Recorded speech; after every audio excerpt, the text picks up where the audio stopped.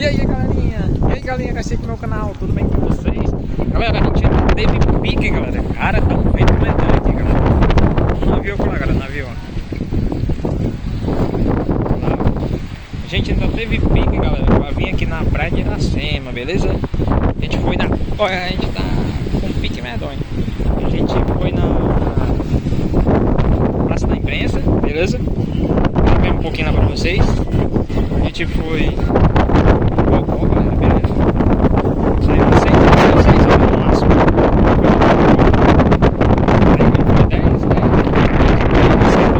chegando aqui, acho que é 11 horas aqui, beleza? Estou aqui pra vocês.